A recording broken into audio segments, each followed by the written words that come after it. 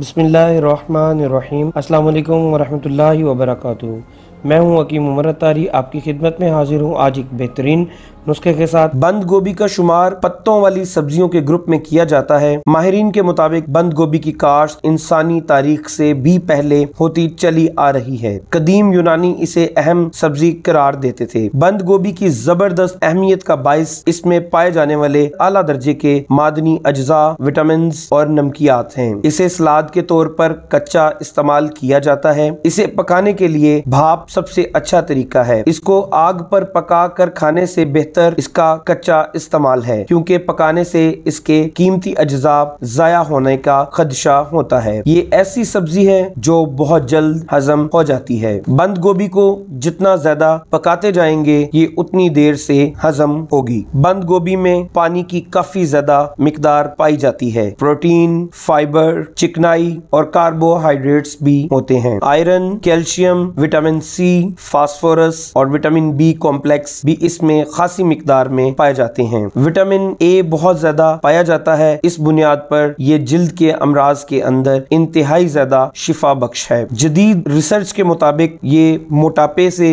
बचाती है। इसके दो बहुत ही कीमती अज्जा सल्फर और क्लोरीन मेदे और अंतड़ियों की सफाई का बायस बनते हैं, और ये उसी सूरत में मुमकिन है कि जब आप इसको बतौर सलाद इस्तेमाल करें। बंद गोभी के जूस का इस्तेमाल किया जाए तो ये इंतहाई ज्यादा ग़िज़ाइयत बख्श और शिफा बख्श है। बंद गोभी के जूस के इस्तेमाल से अल्सर, इन्फेक्शन और निज़ामे हजम की शिकायतें दूर हो जाती हैं। बड़ी उम्र के लोग भी इसका इस्तेमाल कर सकते हैं, क्योंकि इसमें पाए जाने वाले अज्जा इंसानी जिस्म को बूढ़ा होने से महफूज रखते हैं। इसमें ऐसे तिब्बी अज्जा पाए जाते हैं जो खून की नालियों की दीवारों पर चर्बी को जमने से रोकते हैं। इसके अलावा तिली में पैदा होने वाली पथरियों को भी बंद गोभी खत्म करती है। इसमें पाए जाने वाली विटामिन सी और पी खून की नालियों को सेहतमंद बनाती है। बंद गोभी निज़ामे हजम के अमल के बाद मवाद बनकर मैदे में दाखिल होती है तो ये ऐसी शक्ल इख्तियार कर लेती है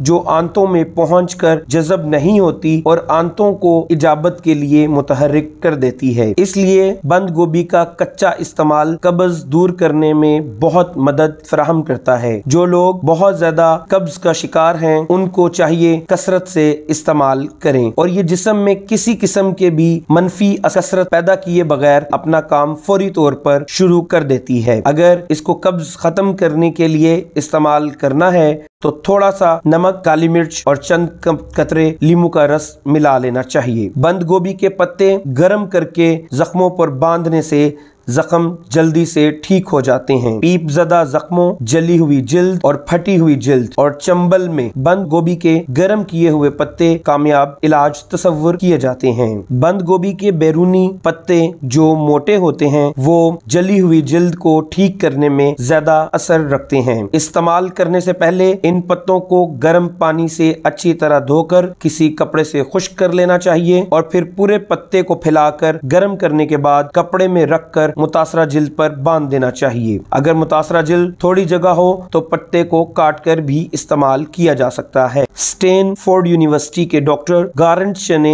ये दावा करते हैं कि उन्होंने मैदे के अल्सर का शिकार मुतअद्दिद मरीजों को बंद गोभी का जूस देकर शिफा याब किया। उन्होंने कहा इस जूस में एंटी अल्सर जुज यानी विटामिन यू ही शिफा का बाइस बनता है। ये ऐसा विटामिन है जो आग पर पकाने से जाया हो जाता है। अल्सर के मरीज को रोजाना 90 से 180 ग्राम बंद गोभी का जूस दिन में 3 बार यानी सुबह, दोपहर और शाम खाने के बाद पिलाया जाए। माहिरान ग़िज़ा का ये भी कहना है कि बंद गोभी के जूस को खुश जायका बनाने के लिए इसमें अनानास का जूस भी शामिल किया जा सकता है। ये जूस जितना ठंडा होगा उतना ही इसका जायका बेहतर होगा। इसके जूस को एक वक्त में ज्यादा मिकदार में नहीं पीना चाहिए। अगर आप जूस पीने में कोई मुश्किलात का शिकार हैं तो आप इसको कच्चा ही इस्तेमाल कर सकते हैं। आप बंद गोभी के इस्तेमाल के साथ साथ अगर दही में 2 चुटकी अजवाइन और 2 चुटकी जीरा मिक्स करके सुबह नाश्ते में लेना शुरू करें तो ये जिस्म के अंदर से एच पाइलोरी को खत्म करने का भी बाइस बन सकता है। उम्मीद है आज की ये वीडियो आपको बहुत ज्यादा पसंद आएगी, और इंशाल्लाह अगर आप इन बातों पर अमल करेंगे तो आप बहुत सारे मसाइल से बच सकते हैं। अल्लाह ताला आपका हामी नासिर हो। अल्लाह ताला आपके घर वालों पर